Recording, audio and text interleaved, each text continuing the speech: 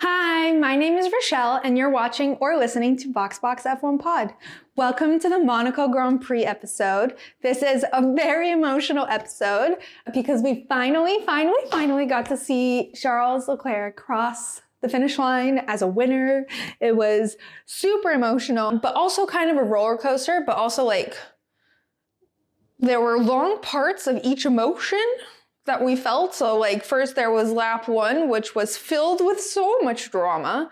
And then there was literally nothing for the rest of the race. And then Charles won, and that was super emotional. And so it was just sort of like drama, boring, floods of tears. Happy tears. And I can't wait to get into it. But what I will be preparing today is to commemorate Charles's win. I will be making his favorite food, which is according to him, a margherita pizza with prosciutto. He also likes caprese and tiramisu. I don't eat tiramisu, so I will not be making tiramisu. I will be making the margherita pizza without the prosciutto because I don't eat prosciutto. I wish I did, but I don't. And I will be making a take on the margherita pizza because I did not have the San Marzano tomatoes that you're supposed to have. I only have fresh tomatoes. And look how pretty they are. I can't just not use them. So this is what I will be cooking with today. Apologies to all the pizza purists out there. This will be a variation on the margherita pizza. In the back though, because I'll not be using a tomato sauce, I am infusing garlic and basil into olive oil, and I'll be using that as my base and as like a drizzle. So that's prepping in the back. In the meantime, I'll start chopping up my tomatoes, chopping up my mozzarella, and we will get into the Monaco Grand Prix. But before we can discuss Charles and just this entire weekend, it's time for the digital warm-up.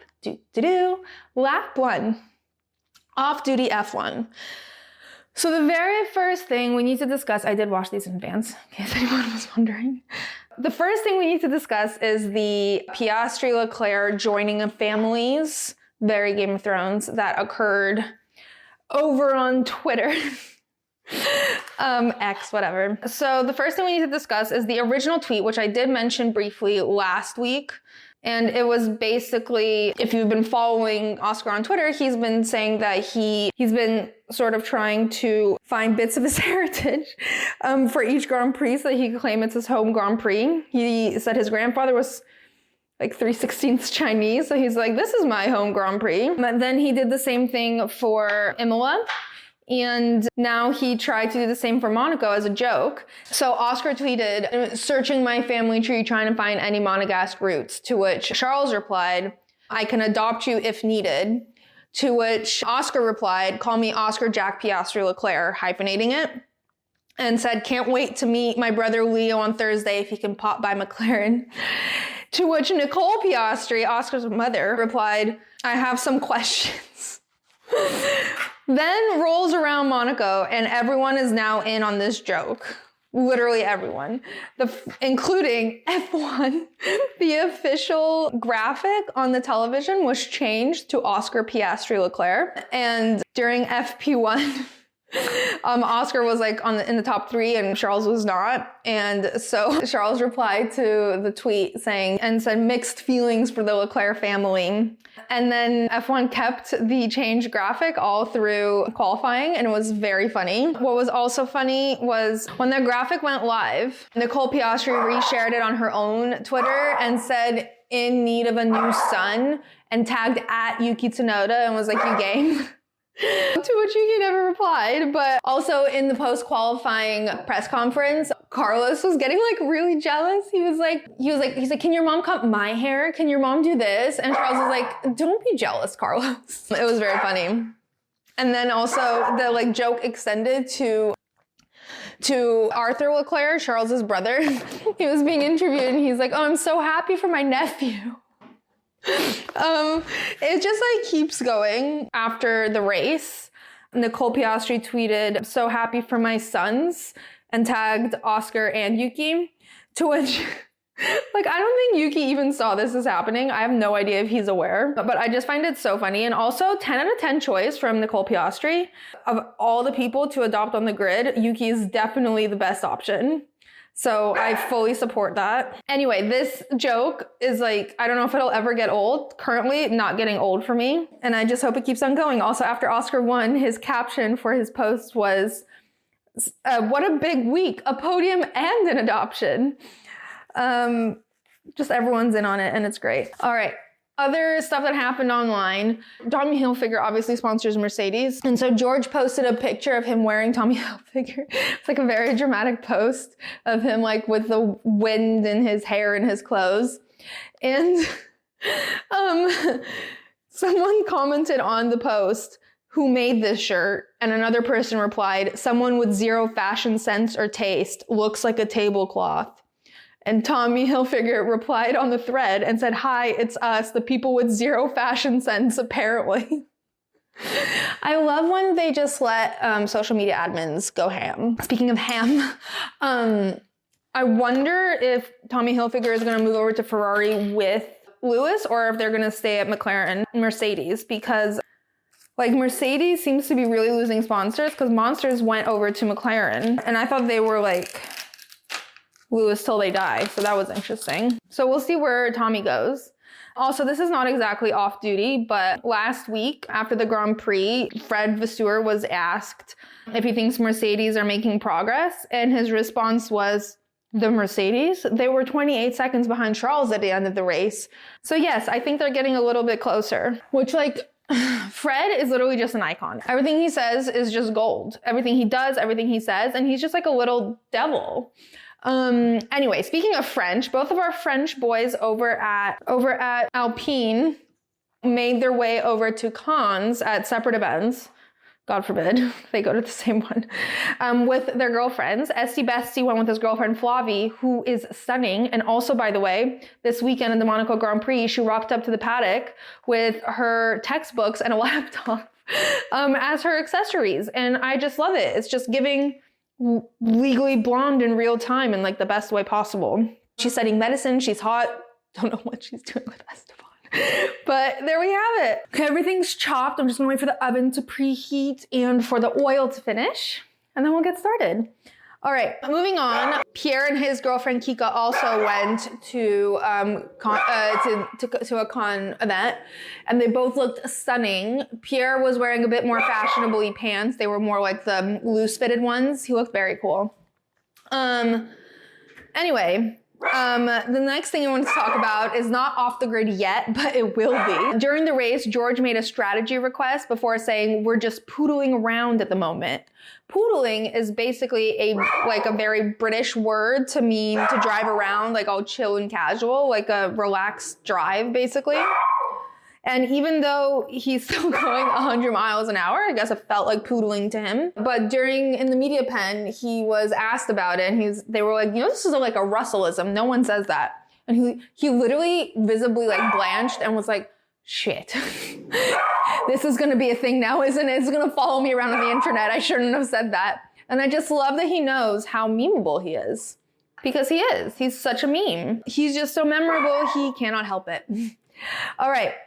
Moving on, lap 2, trackside in Monaco. So during the press conference on media day, all the guys were asked their favorite movie, and they all gave such on-brand answers. It was actually funny. Esteban's favorite movie is The Dark Knight Rises. Yuki loves The Transporter because he loves Jason Statham. George loves Casino Royale. He grew up watching James Bond. Max loves Wolf of Wall Street or The Hangover. Alex likes the Grand Budapest Hotel. And Charles said The Hangover is a cool one, but Harry Potter has always been his favorite. When he was 10, he could like quote all the lines. And Max was like, did you know how to do the, and like waves his hand back and forth like he's holding a wand, which is, I assume he meant like, do you know how to do the spells? And Charles was like, yeah, I can do that. I can do this. And then Charles said everyone used to tell him he looked like Harry Potter. And Alex was like, I was just thinking with glasses and your hair at that time, you totally could. And then George waltzes in and is like, the very first video I have saved on my phone from 2012 is Charles like behaving like a wizard. And Charles is like, you keep that video to yourself. And Max was like, I would like to see that video. And I think his name was Tom Clarkson, was like, you post that video, George Russell. George Russell has yet to post a video, but people did zoom in, and George described the video as Charles having a broomstick between his legs, pretending to fly around the track. Sounds 10 out of 10. I pray that he releases that video. So there was this random video of like Fred and Toto doing some sort of junket, I guess. But in the still of this video, it looked like Fred was like grinding up against Toto, and it looked like Toto was kissing Fred's head. It was very bizarre. And Ted with the notebook or whatever from Sky was like standing there like looking really confused at them. But my favorite was someone responded to the tweet of this video and wrote, Fred is such a whore, he seduces him and then leaves him with no engineers. I giggled because it's true. Fred really did play Toto for literally his entire staff, including Lewis Hamilton. I don't know how Toto doesn't hate him, because Toto loves a grudge. This seems a very grudgeable offense. Also, a couple of shout outs. Daughters on the grid. Kevin's daughter and him were walking. She was on a scooter and walking along with Kevin Magnuson, and she sees a fan holding out a notebook for Kevin to sign, and he walked past it. So she scooters over to her dad and starts pulling on his shirt and making him go back, and he went back and signed the person's notebook, and it was literally the cutest thing ever. And watching girl dad Kevin and trying to process that it is the same man who is 2 penalty points away from a race ban is truly difficult, because it was just so cute. I think the kid's like 3 or 4. She's so cute in her little pink with a little bleach blonde hair, because they're Danish, and she just stares at this woman with her notebook and like drags her father over. It was very cute. And Kevin comes just like trundling over, like grinning, like, oh man, yeah, sorry. And she, like, as he walks, he signs it, smiles, walks away, and the girl is looking up at the person like, did you get what you need? Was that all you needed? Was that good? And then like just scooters away. It was so cute. And whoa. In more father-daughter news, there was a video going around of P on Max's lap, playing The Sim. And he was doing the pedals and like holding her, and she was doing the arm stuff. What's it called? The wheel. She was driving. I don't know. But it looked really cute. And everyone's like, Max is never getting his sim back when they get home, because she's like obsessed. All right, moving on. Lap 3, celebrities. While I talk about celebrities, I'm going to start with the dough. I did not make my own dough. Because I didn't realize it had to rise. So I bought some at my favorite store. Everything they have is like 10 out of 10. So I don't doubt this is going to be excellent dough, but I did want to say I did not make it myself. So moving on to celebrities, I want to dedicate a separate moment to all the celebrities that we encountered on the grid walk, because that was like an entire experience on its own. But some of the celebrities that were present that did not have the pleasure to be accosted by Brundle included John Legend, Becky G, Matt Damon, Jared Leto, Heidi Klum, Emily Ratajkowski, Trent Arnold, who's a football player for any of my American listeners, Dacre Montgomery from Stranger Things, the hot guy Billy, for anyone who doesn't know his name, and Odell Beckham Jr., who's an NFL player for any of my non-American listeners. Also not part of the grid walk, but or part of this list of celebs, but Nicholas Galitzine was there, who is of red, white, and royal blue fame, as well as that new Harry Styles like fan fiction movie that he was in with Anne Hathaway called The Idea of You. So he was there, and he was the guy who like gives out the Pirelli tire for the pole position in qualifying. So he met Charles. And first of all, just seeing that video of them together was iconic, and I'm sure sent fandoms into absolute spiral. But also there was a video that started going around of them like signing the tire and taking a picture together, that you can see Nicholas telling Charles that he was like, I just did a movie with Anne Hathaway, and she wanted me to tell you that she's a huge fan. She loves you. And Charles looked like he had just like passed away. He was like, what? Me? Anyway, so moving on, the actual grid walk. So we had Mbappe. Okay, sorry, this is going to be really random, but Mbappe reminds me of M'Baku from Black Panther, the name, because of the mb. And every time I read Mbappe, I remember that one press junket interview for Avengers or whatever. And it was Winston Duke, who plays M'Baku, and Sebastian Stan and Anthony Mackie. And they were reading out like tweets or whatever. And one of the tweets was Sebastian Stan read it out, and it was, M'Baku can blow my back out if he wants to, and it kills me. And every time I read Mbappe's name, that's like all that goes through my head. But anyway, so Mbappe's walking the grid, and he has literally zero interest in speaking to Brundle. Like, absolutely none. But Brundle is committed to getting a conversation in with just any footballer, really. He sees a footballer, he wants to talk to him. Mbappe's security guard knows that Mbappe does not want to talk to Brundle. And so he's like kind of blocking him. Like, not in a rude way. He's not like that big of a man, but. And so Brundle says, naturally, the one thing that will get him in front of Mbappe is, I'm in charge around here.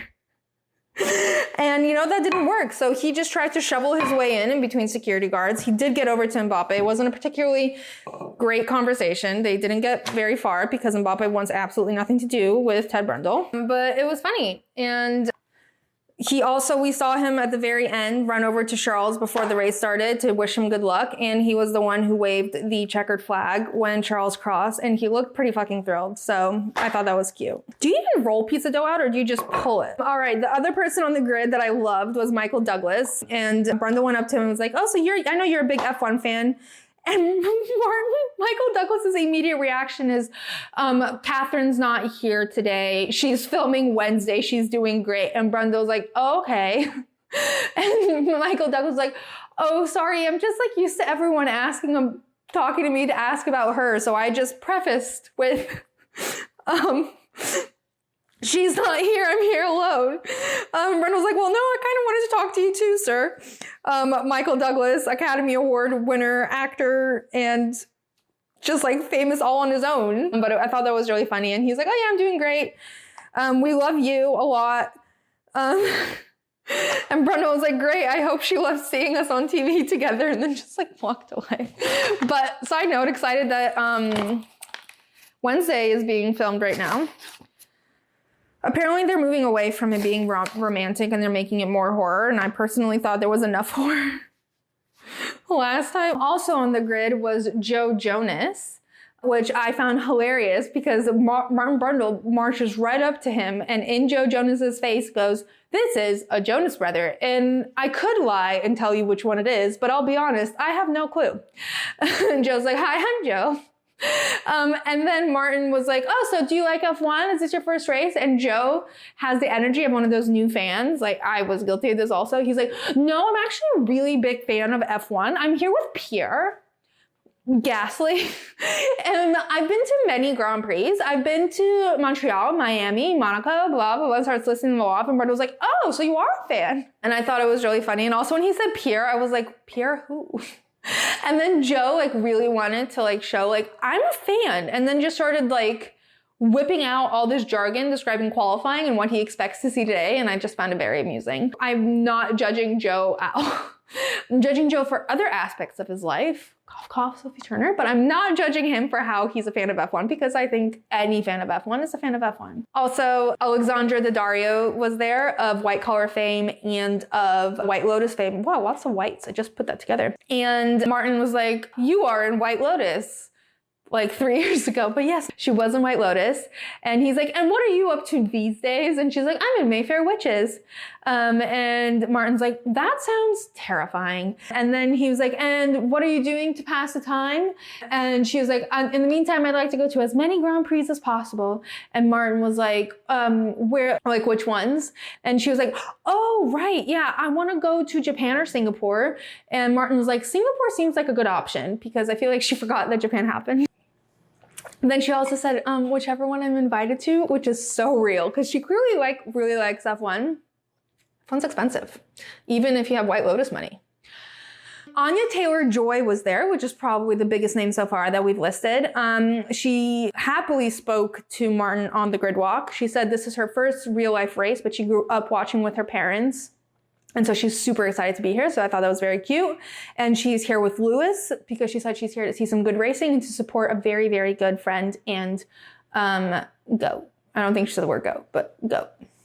I walked by Diplo like 10 times going like, is there anyone famous here? Anyone? I swear that was Diplo on the grid that he just like completely bypassed several times. He talked to Jack Doohan's dad, the reserve driver for Alpine, who I absolutely loved. He had like the most like, what to me sounded like the Cockney version of the Australian accent.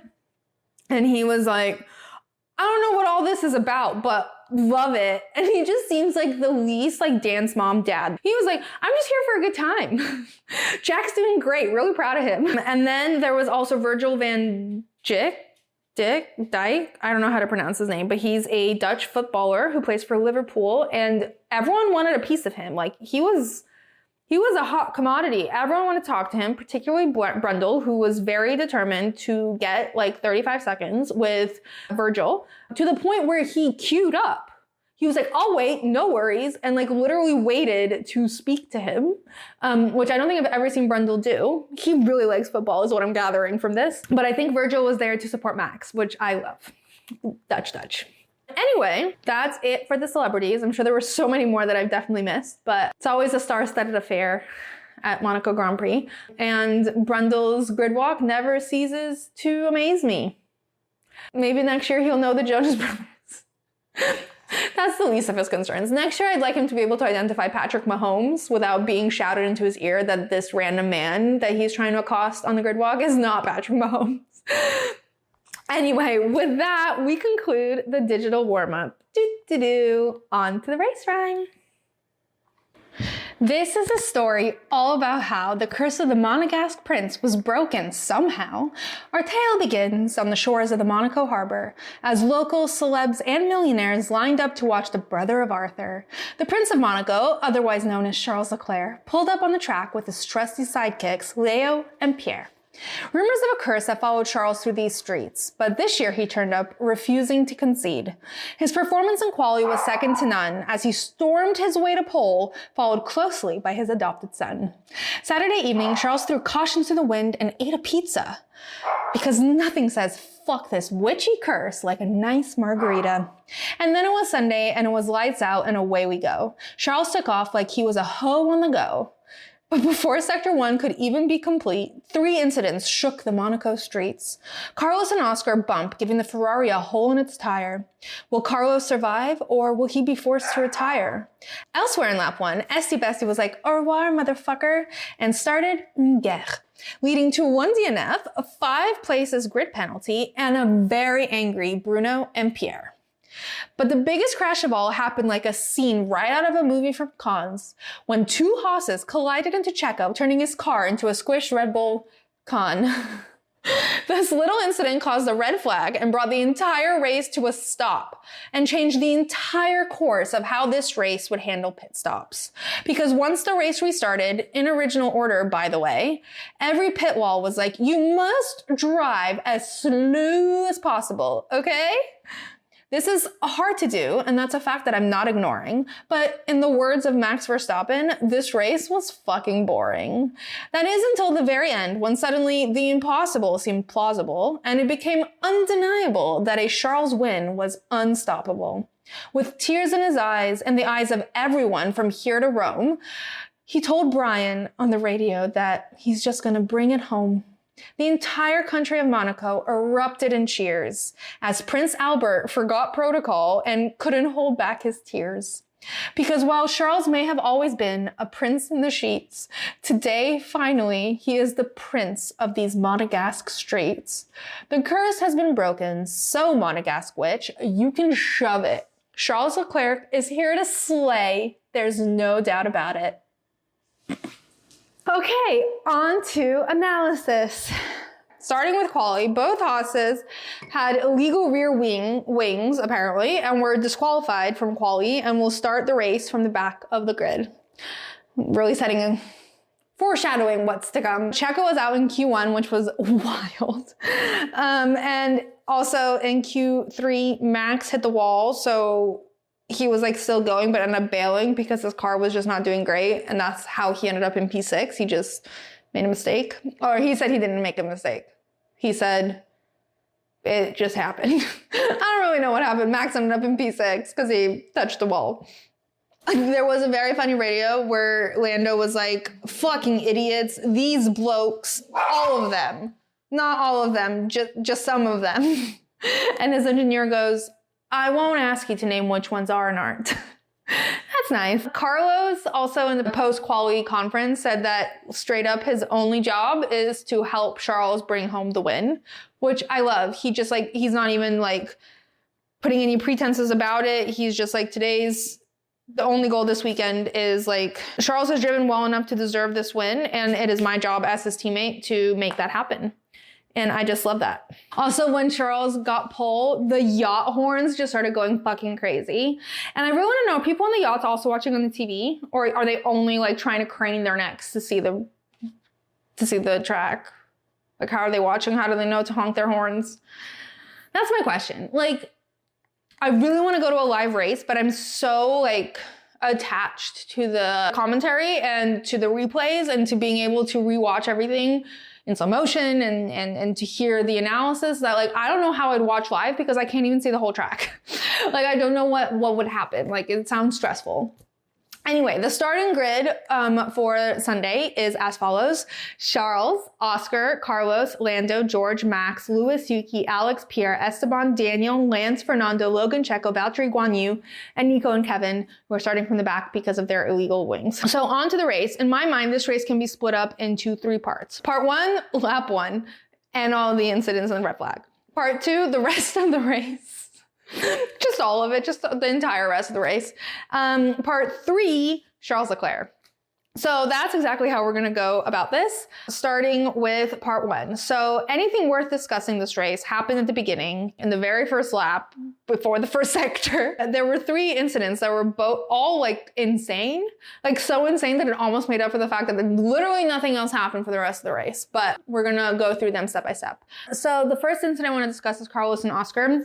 Carlos, out of everyone today, probably had the luckiest day humanly possible. Basically, Carlos nipped Oscar in like the first turn of lap 1. Carlos said he had understood that he tapped Oscar, but described it as the slightest of contacts in terms like he barely even felt it. But it caused a puncture in his tire and he ended up like going off track and everyone thought he was done. There were so many points in this race that we thought that Carlos was a goner. Actually, no, sorry. There was so many points within the first lap when we thought Carlos was a goner. First was when he drove off track. We're like, oh, puncture, he won't be able to move. But he ended up being able to slowly move his car forward into the pit lane where his tire could be changed. Then the red flag hit and we weren't sure if there was more damage and we weren't sure they would be able to fix it in time, but it was a puncture. So I don't know why that was something we weren't sure about. And also, another thing is we weren't sure where he would start. The starting grid was a bit of a mystery because we weren't sure if the full grid had past the first sector, because the entire grid has to pass the first sector in order for the stews to be like, okay, we have a new order that we can reference. But if not everyone has passed, then we reference the starting order of the race. And so we're like, will he be able to start? Won't he be able to start? Will he be starting in third? Will he be starting on the back of the grid? Like, where is he starting? But luck was on his side and Charles' side, because I do think Carlos was pretty integral to Charles' win. We don't know what would have happened if he wasn't holding up George and if he wasn't like managing Lando and if he wasn't like close enough to Oscar without like, there's like so many things he was supposed to be responsible for, and he did 10 out of 10. And I will talk about it in a second, but basically the starting grid was the same as the race starting grid. So when we restarted the race, it relined up with the original starting grid minus the people who DNF'd, which brings me to Alpine. Okay. I don't think I even realized something was happening with Alpine until like towards the end of the red flag when they mentioned that Esteban's car was being frantically worked on because they didn't really show us what was happening, or it wasn't, maybe wanted to pee. I don't know. But basically what happened is that Esteban attempted to overtake Pierre in Portier, which is a very tight corner that you just don't generally overtake people in. and there wasn't enough room. So he ended up going like on top of Pierre's car and like bouncing all the way up and flopping down, which when I first saw it, I'm like, well, that was Pierre's fault because like Esteban flew in the air, but Esteban just forced himself on top of Pierre's car. Like, the commentators were like, maybe if they had better grid position, maybe if this was further along in the race, maybe if it wasn't their teammates, we could find an excuse for this move. But this move can't be excused on a track like Monaco on your teammate in lap 1. Like, there's no really excuse for it. And we were still being told that his car was being worked on, but then we saw a clip of Esteban in his jeans during the red flag, so he was out of the race. Basically, everyone is furious with Esteban. Esteban takes responsibility for it. He apologizes to the team. He doesn't apologize to Pierre. He apologizes to the team and hopes that the team can score a point today still. But everyone is furious. Bruno is fucking angry, and he went to the media. He refused to do any interviews except bar one, where he said that Esteban's attack was completely out of line and exactly what we didn't want to see. There will be consequences and we will be making tough decisions. What? Like, I understand you're annoyed, but you can't say that to the media. You're the team principal. You have to say some bullshit like, yes, this seems like kind of a mistake, but we're going to talk about it as a team and it'll all be fine. Like, you can't threaten your driver. You can't. Not in public. The only good thing that come from this was that there's a bunch of memes of Oscar's face with the LinkedIn graphic, #open to work. There are also rumors, I thought that was a joke, but apparently there are serious rumors that Bruno and the Alpine team is considering suspending Esteban from the Canadian Grand Prix, which is insanity. Like, that is a complete overreaction to what happened. Yes, he did wrong. Yes, he shouldn't have made that move, but for such a drastic, they sound like he killed Pierre. He didn't do that. Like, it was wrong, it was bad, but it was very standard Esteban. And what it was actually was the fact that they hired these two kids when they hate each other. Why? They like brought this civil war upon themselves. Like, they are to blame. I know they got rid of Otmar, but like now the whole team's to blame. They cannot manage this relationship. They can say all they want that they are friends and everything's fine. Nothing's fine. The FIA was equally annoyed, but we all know the FIA is just like persistently annoyed with Esteban. Like, nothing he does will not annoy him. But they gave him a 10-second penalty almost immediately after this happened, which everyone was very confused about because he wasn't racing. And then they later in the race converted that 10-second penalty into a 5-grid place penalty. So he will start the Canadian Grand Prix 5 places behind wherever he qualifies. Usually 10 converts to 3, but they really don't like Esteban. And I'm not like saying that Esteban shouldn't be penalized. I think he behaved poorly, but to be threatened with being fired or consequences, whatever the fuck that means, like Bruno's in the freaking French mafia and is gonna take Esteban out, and to like have a 5-grade place penalty and 2 penalty points seems a bit insane for this. Like, Pierre's fine, you know, like, I'm not condoning it, but like, also this seems like a gross overreaction. Anyway, moving on to the biggest incident of the whole thing, the thing that caused the red flag, the thing that made all of us get to this point, is Haas and Checo.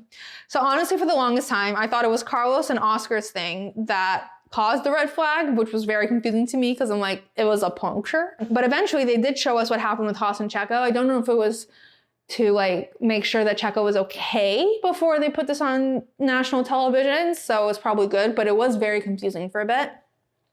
So the first thing I saw was Checo's car, which looked like a crushed Red Bull can. It was just the cockpit. There was nothing else left of his car. It was like actually wild, but Checo was sitting right next to the car, like completely unscathed other than like emotional damage.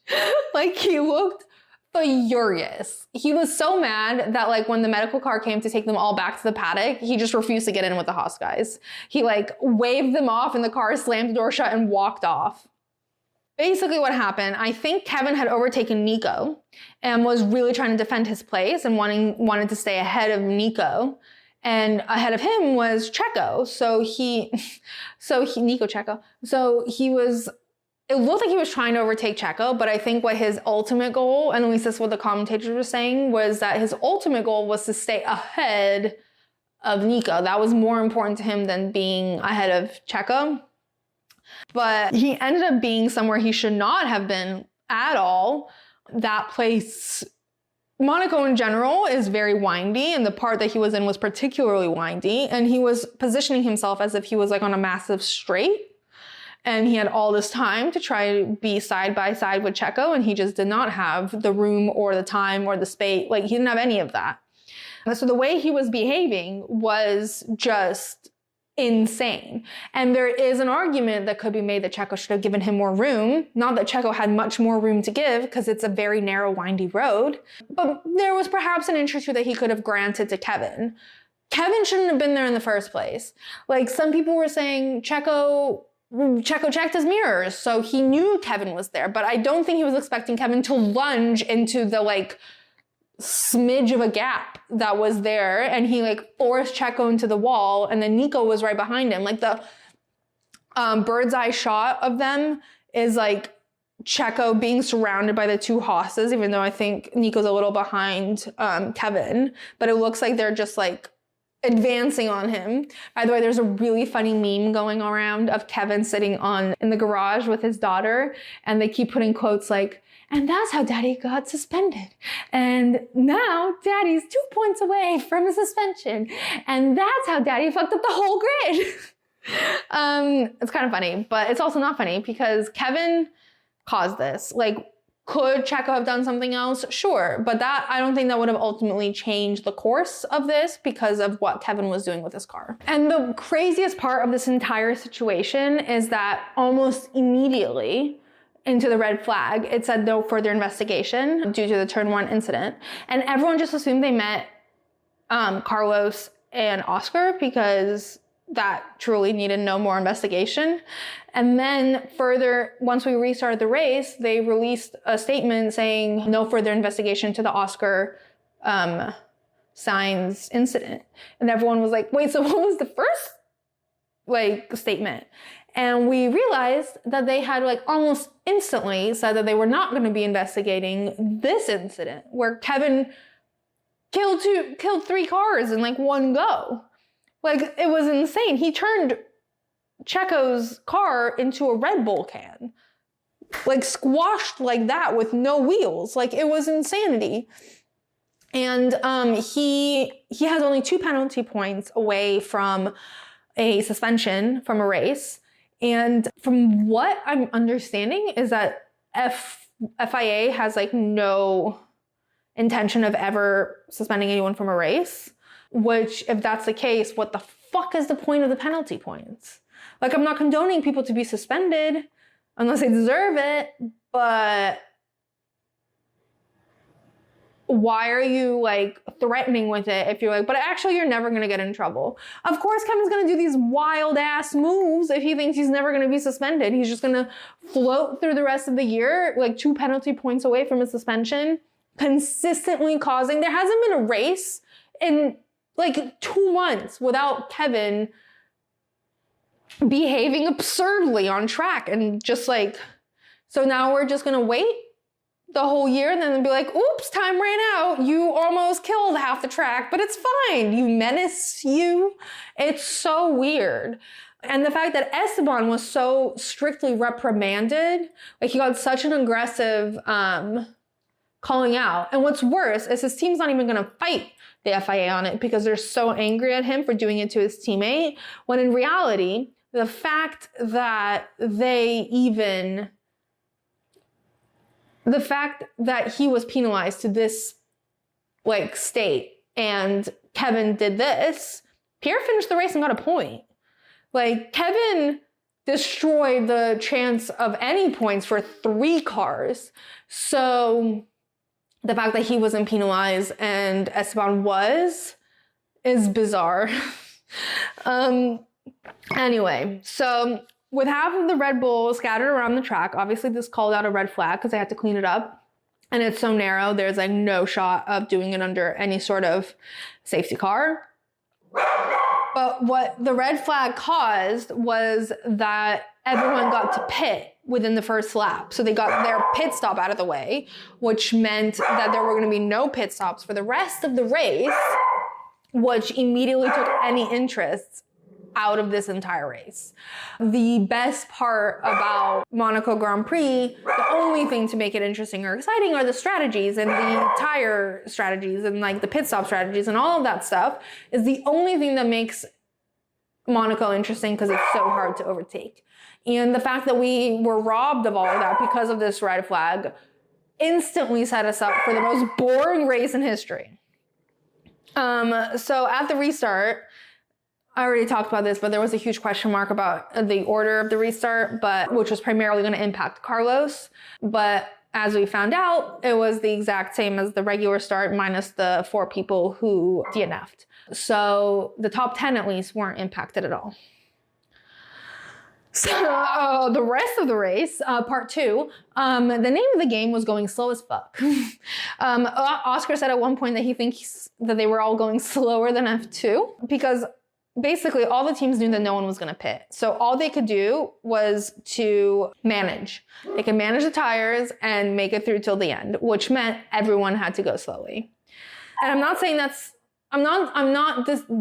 critique does not negate the difficulty of doing this. Being able to manage the tires while maintaining your grid position is insanely difficult. Carlos, for example, had to be a certain amount close to Oscar without letting like Lando and George through. So he had to be managing all these things at the same time. And that's super difficult. The top few were pretty tired. Like Charles looked kind of tired, even though he said he could keep going. Oscar looked kind of tired, but like there was a lot of mental work that they had to do. But also driving slowly when your entire job is to drive fast is hard. Like, it was so wild that at one point George said the poodling thing. Like, I'm just poodling around the track.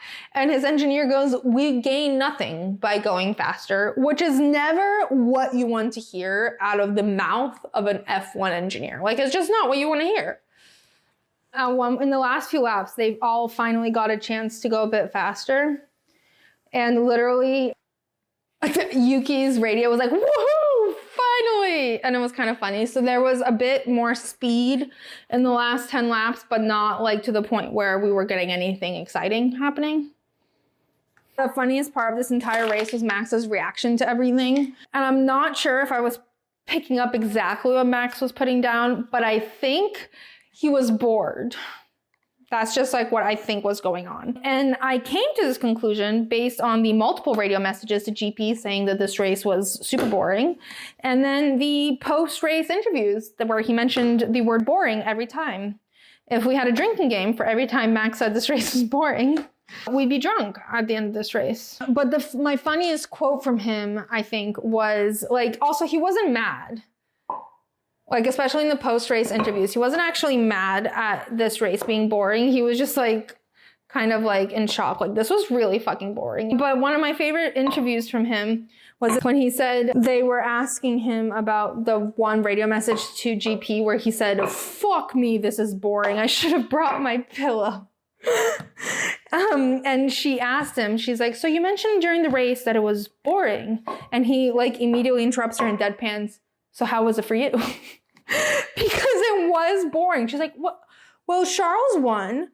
And he was like, well, yeah, but the race was boring. Like, how was that relevant to the race being boring? And then there was a really funny moment in the media pen where him and George were bantering. He like saw George next to him and he was like, me and George are gonna have to go for a run now because this race was like, we just got no exercise. And then he like giggled and goes, my God, and shakes his head and he goes, it was just so boring. And then like smiles. And George is just sipping his water next to him and goes, oh my God, yeah. And they start debriefing the end of the race and George just starts like an impromptu Max Verstappen podcast. And then George was like, you know, we just need to change something for Sunday. And Max was like, mandatory pit stops, 5 stops a race. And George was like, oh, yeah. And Max was like, mandatory naps. And George was like, we should do a lap on foot. It was just very amusing.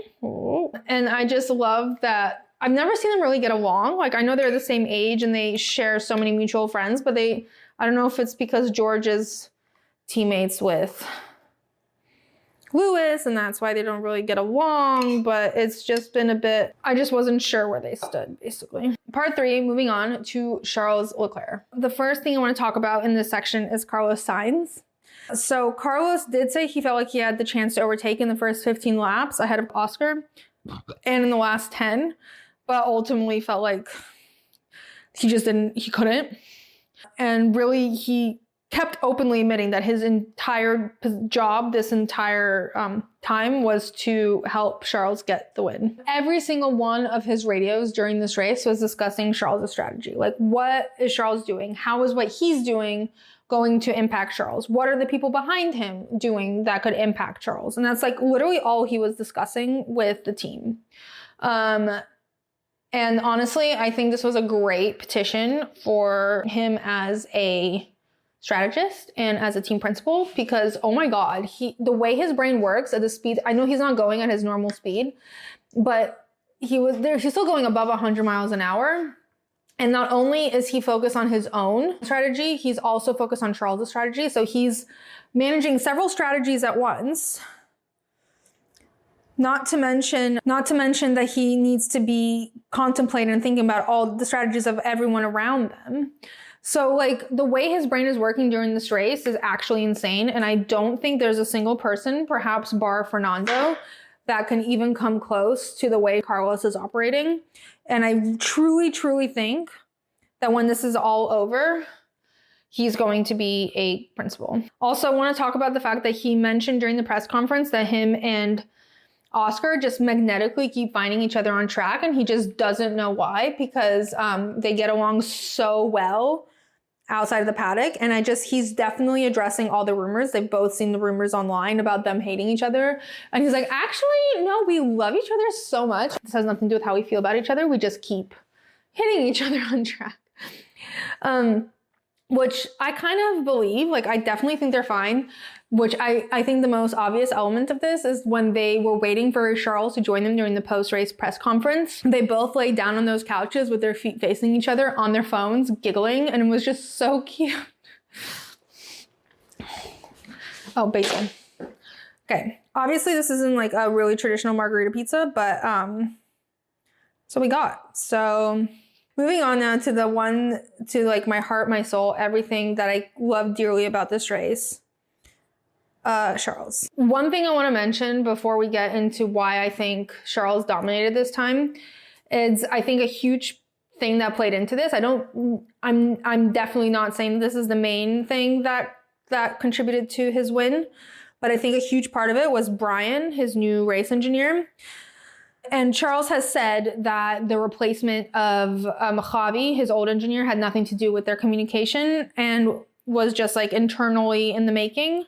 Which at all doesn't mean that had nothing to do with their communication. Just because he wasn't privy to the conversation doesn't mean that internally they weren't all discussing that Javi needs to fucking go because he's like a menace to Charles's soul and mental state of being. I think the biggest proof that things have changed for Charles and his engineer is like the fact that they were bantering during today's race, one of the most mentally straining races of Charles's career ever, despite how boring it is.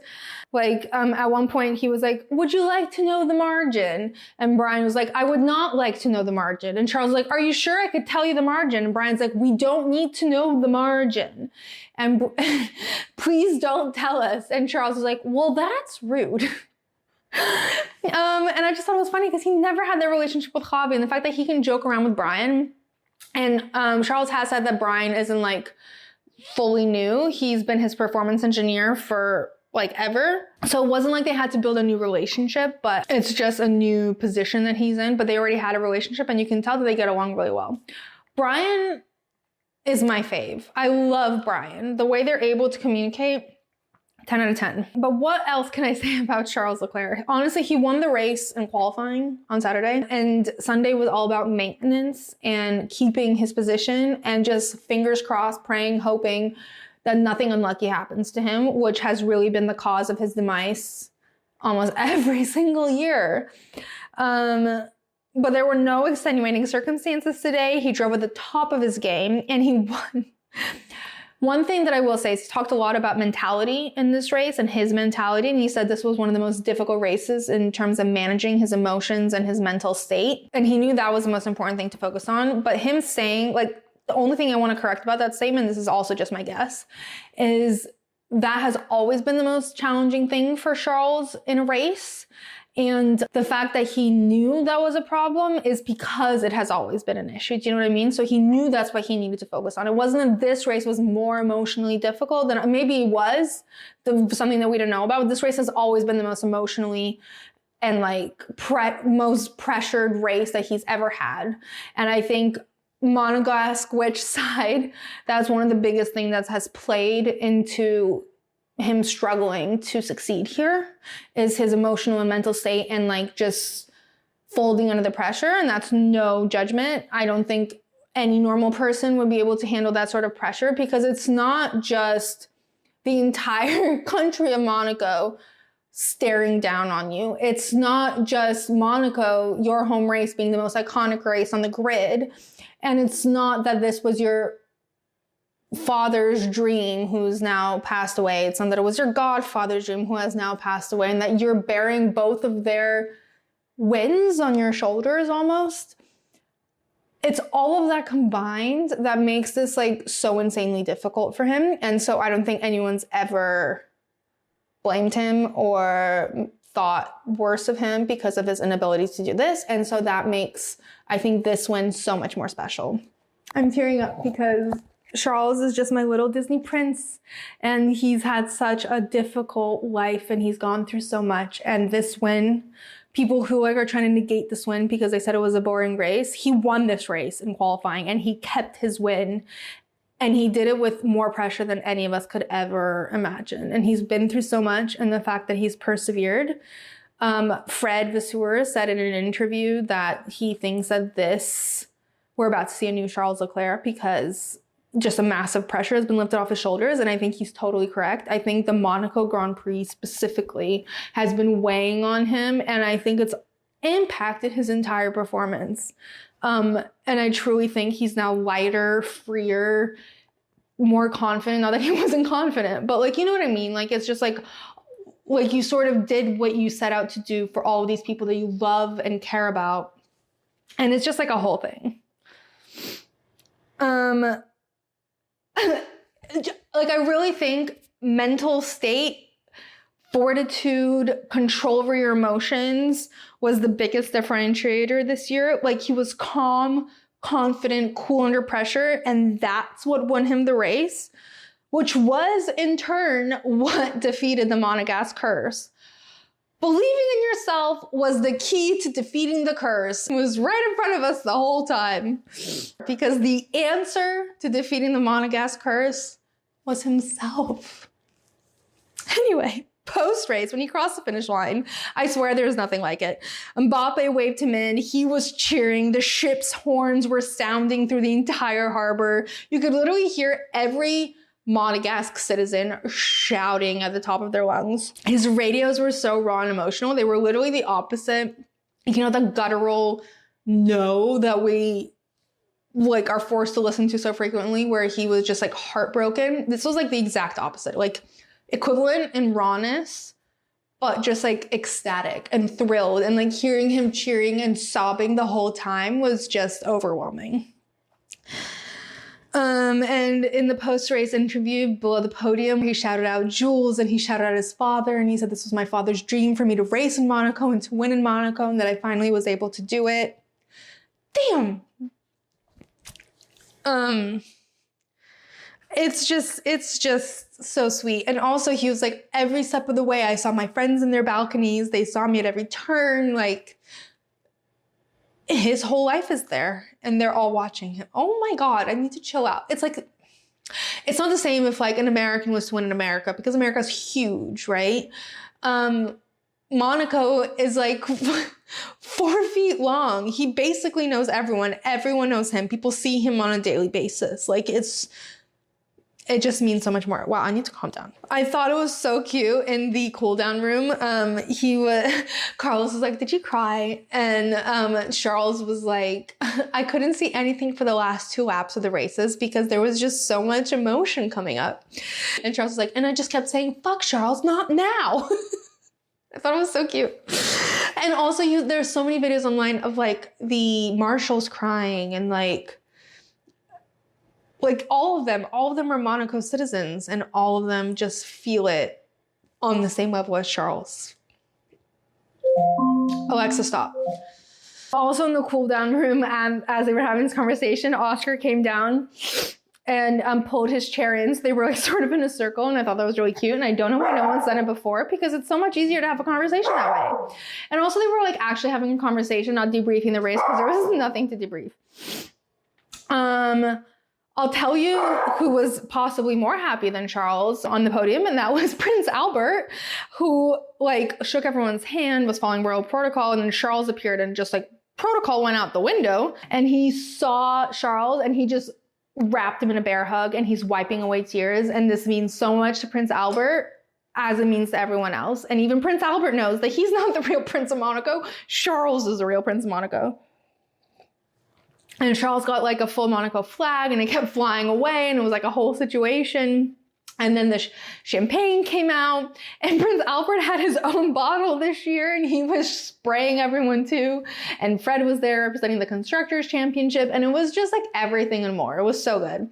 And my favorite part is there was a kid, part of the royal like entourage, and Charles hugged him after the champagne spray.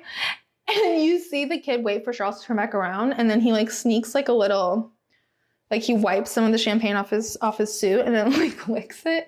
I guess he's never had champagne before, but it was really cute. Celebrations. My favorite celebration was Fred and Charles jumped in the harbor to celebrate. Well, Charles shoved Fred into the harbor and then did like a flawless dive after him. It was a little deep, but he did a flawless dive after him. And the wildest part is like in the cool down room, he had put on all this fancy jewelry on top of him. I thought it was APM Monaco, but the commentator said it was his friend's and he was choosing to put it on to like market his friend's jewelry. But he had his hat on. He had all of this fancy jewelry on, dived into the harbor. None of it fell off. None of it. Was it like glued onto him? That was crazy. But my favorite part of all this, by the way, when they jumped out of the harbor, him and Fred were sitting side by side on the edge and holding hands. It was so cute. But my favorite part was Red Bull replying to the post on Instagram and said, you guys could have used our pool. And Ferrari replied, now you tell us. Which like I did think about because like diving into the Monaco harbor seems kind of gross. There's a lot of boats in there. Also on the radio, Brian said that everyone from the team is staying in town to celebrate. And Charles was like, you guys Jimmy's better be ready. And Jimmy's was ready. In case you don't know, Jimmy's is one of the clubs in Monaco that all of these drivers frequent. And if you ever forget the names of the clubs in Monaco, just look to Max's cats, who are both named after Monaco clubs, Jimmy and Sassy. Also, my favorite part was after all the celebrations, after all the interviews, someone caught Charles biking home and he was talking on speakerphone on his phone. So he's biking with one hand and shouting into the speakerphone in the other. And it was really funny. He had like his jeans tucked into his socks. It was kind of crazy. It also seems like highly ineffective. Like you're not able to talk on the phone well. You're not able to bike well. Like none of it seems like you're performing at the top of your game. He also seemed to attend a gala with the prince, and Alex was by his side looking flawless. She's so straight. She's so straight. Like, is she straight because of wealth? I could never be as straight as Alex, even when I'm like standing properly. How does she look like that? Also, Fred was asked what his plans were after the race, and he's like, the prince invited me to party, and I will go. The French love to party. I say it every week. The French love a party. So he's going to be partying with the prince. I did see everyone at Jimmy's. I saw a video of Charles super drunk with the Monaco flag over his head, drunk at Jimmy's. And I saw Carlos and Rebecca drunk at Jimmy's. I was hoping for more videos, but alas. Did not see them. Anyway, the final result is that Charles was driver of the day, and he's just so easy to root for. There's no other option. Maybe Carlos strategist of the day, but really Charles is driver of the day today. Alexa, stop. Today and every day. I just love them so much. Dick in the box, Esteban, but also Alpine, because like, what is this nonsense threatening your driver in public? Obviously Kevin Magnussen for doing like the most for no reason and not getting penalized for it. And the FIA for not penalizing for it. But really, I think the biggest red flag of today was the red flag. Because it just screwed us all up. Like they made the race so boring. So the final results are, Jesus. Okay, I think this is ready. So the final race results were Charles in first, followed by Oscar, Carlos, Lando, George, Max Verstappen, I don't know why I wrote his full name, Lewis, Yuki, Alex, Pierre, Fernando, Daniel, Valtteri, Lance, Logan, and Guan Yu. And the DNFs were Esteban, Checo, Nico, and Kevin. The standings are as follows. Max with 169, Charles with 138. They're 31 points from each other. Someone told Charles it was 28 when he found it was 31. He looked crestfallen, but then he was like, I don't care about the championship. Charles with 138, followed by Lando with 113, Carlos with 108, Checo with 107, Oscar with 71, George Russell with 54, Lewis Hamilton with 42, Fernando Alonso with 33, Yuki with 19. And then the constructors are Red Bull with 276, Ferrari with 252, McLaren with 184, Mercedes with 96, Aston with 44, Honda with 24, RB Cash Visa, whatever, 24, Haas with 7, Williams with 2, Alpine with 2, and Kick Sauber with 0. But yay, Williams is now ahead. Alex scored them 2 points. And that's it for the Monaco Grand Prix. I want to show you guys the pizza. Hopefully this is good. This is the pizza. I think it turned out rather nice. Now that's it for the Monaco Grand Prix. Next up is the Canadian Grand Prix. TBD whether Esteban will be there, but make sure you subscribe. Share with any potential boxes. Please review and comment if you're listening to the audio version of the podcast. It means so much to me. And you can always DM me or email me with your thoughts, questions, ideas. I just love to hear from you guys. And in the meantime, make sure you follow @BoxBoxF1Pod to keep up in between. See you soon. BoxBox.